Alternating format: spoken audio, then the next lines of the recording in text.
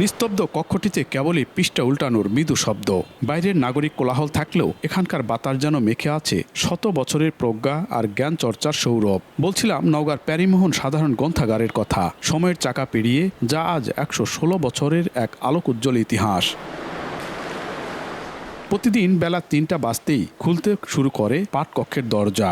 দোতলা ভবনের নিচতলায় বিশাল পাঠকক্ষ, চারপাশে ২০ থেকে ২২টি আলমারিতে সাজানো বৈচিত্র্যময় বইয়ের ভাণ্ডার। শুধু কি বই, পাঠকদের চাহিদা মেটাতে প্রতিদিন এখানে রাখা হয় ২০টি জাতীয় আঞ্চলিক সংবাদপত্র এবং 5টি নিয়মিত সাময়িকী। বিকেল গড়িয়ে সন্ধ্যা নামতেই এখানে জমে ওঠে শব্দপ্রেমীদের মেলবন্ধন। কেউ খবরের কাগজ চোখ রাখছেন, কেউ বা ডুব দিচ্ছেন ইতিহাসের জটিল অধ্যায়ে, আবার কেউ স্কুল কলেজের সিলেবাস আয়ত্ত করছেন। মোতাহার হোসেন চৌধুরী বলেছিলেন যে আত্মার সাধনা যদি গুহায় হয় তাহলে জ্ঞানের সাধনা অবশ্যই লাইব্রেরিতে হবে। এই জ্ঞানের সাধনা করার জন্য আমরা লাইব্রেরিতে আসি মূলত। প্যারীমোহন সান্যাল যে তিনি যে দান করে গেছেন, প্যারীমোহন স্কুল করেছেন 1909 সালে আর 1910 সালে এটা। তো এই প্যারীমোহন স্কুল, প্যারীমোহন পাঠাগার তৈরির কিন্তু ইতিহাস আছে।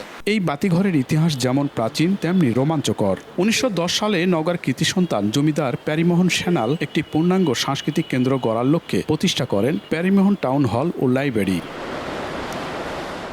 দেশভাগের পর তার বংশধরেরা ভারতে চলে গেলেও গ্রন্থাগারের মায়া ছাড়তে পারেননি তিনি। তবে 1958 সালে তার ছেলে রজনীমোহন সান্যালের মৃত্যুর পর এটি কিছুটা অভিভাবকহীন হয়ে পড়ে। পরবর্তীতে স্থানীয় গুণীজনদের উদ্যোগে গঠিত হয় নওগাঁ কোঅপারেটিভ ক্লাব। অস্তিত্ব টিকিয়ে রাখতে নাম দেওয়া হয় প্যারীমোহন সমবায় সাধারণ গ্রন্থাগার। দীর্ঘ টানাপোড়েন শেষে 1992 সালে এটি আজকের প্যারীমোহন সাধারণ গ্রন্থাগার নামে পুনর্জন্ম লাভ করে। 116 বছরের কিন্তু একটা ঐতিহ্যবাহী পাঠাগার।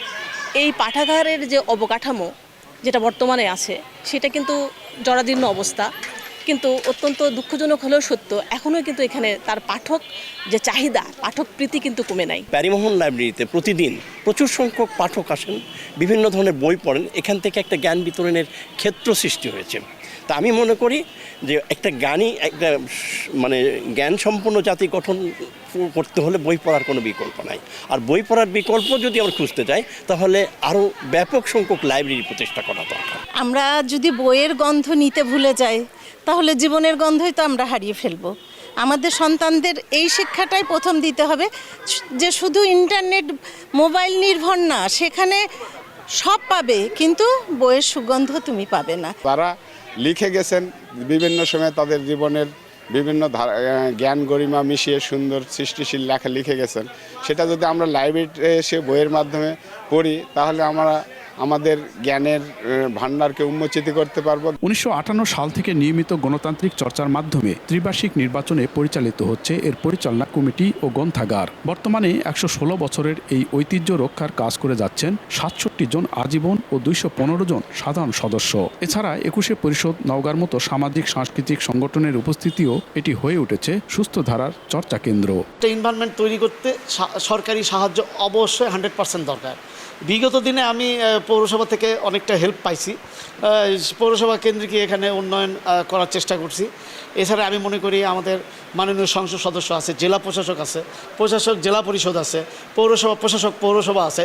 তারা যদি একান্ত সহযোগিতা করে এই প্রতিষ্ঠানকে আরও আমি জোর গলায় বলতে পারি যে এই প্রতিষ্ঠানকে আরও শক্তিশালী করা সম্ভব। বর্তমানে এই গ্রন্থাগারের ভাণ্ডারে রয়েছে প্রায় 10,000 বই, যার 50% কালজয়ী উপন্যাস, 20% গবেষণা গ্রন্থ, 10% ইতিহাস ঐতিহ্য এবং 10% স্থান পেয়েছে মুক্তিযুদ্ধ বিষয়ক দুর্লভ বই। নওগাঁ শহরের পোস্ট অফিস পাড়ায় এই বিদ্যাপীঠের অবস্থান। ইন্টারনেট আর সোশ্যাল মিডিয়ার রঙিন স্ক্রিনের ভিড়ে বই পড়ার অভ্যাস যখন ভাটা পড়ছে, তখন আলোর প্রদীপ জেলে দাঁড়িয়ে আছে এই প্যারীমোহন গ্রন্থাগার। মুক্তবুদ্ধি চর্চা, ইতিহাস রক্ষা আর সুস্থ ধারার সমাজ গঠনে প্রাচীন শতাব্দীর এই গণগ্রন্থাগারটি আরও বেশি প্রেরণা যোগাবে এমন প্রত্যাশা জেলাবাসীর। প্যারীমোহন লাইব্রেরি থেকে এম আর রকি, সময় সংবাদ।